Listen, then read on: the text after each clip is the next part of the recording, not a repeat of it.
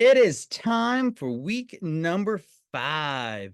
Last week we talked about the Renaissance culture, where it's all about new rebirth, bringing back the good old days of the Greek and Roman time period. And the art really reflects that because it's just that new enthusiasm, that new "we got this, let's go" type of feeling that the people of the Renaissance had.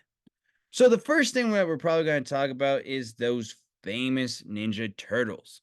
Now, of course, looking at them in that sense, it is Leonardo da Vinci, Raphael, Donatello, and Michelangelo.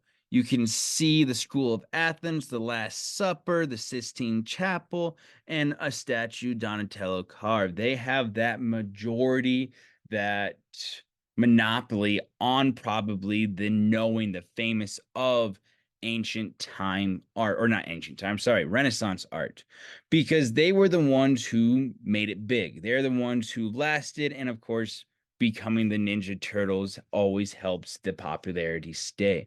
So these are probably their more famous works.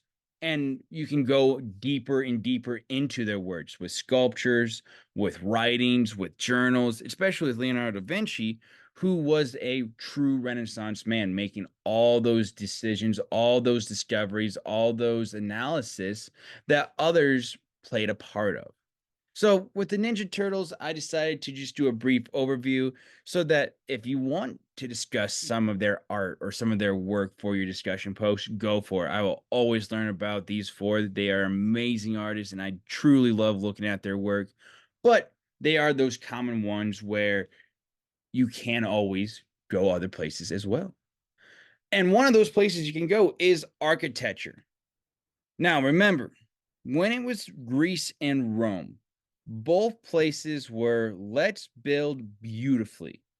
And with the Renaissance being rebirth of those cultures, that symmetry or that beautifulness was just that.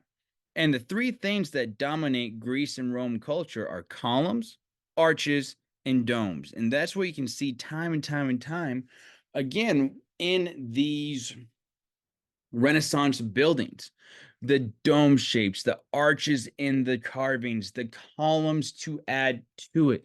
Their buildings were that symmetrical perfection, the human work of just right shapes, right time, right angles. And it's all just that perfect, beautiful works together. Now, in some other time periods, it might have been a little more jagged, a little more out there, a little more over the top. But here is all about that symmetry. Everything had an equal partner. Everything was in that perfect little circle. Literature. Something that really helped literature in this time was the printing press.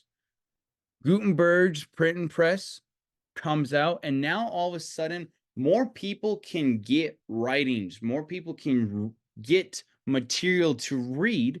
And if it's more available, that means more people start looking at it. Remember, in the Middle Ages, we talked about the time period being forgotten, dark, where people are like, we don't care about reading anymore. We care about where our next meal's coming from. And the Renaissance was that rebirth of, hey, we need to learn, we need to know. And reading became part of that.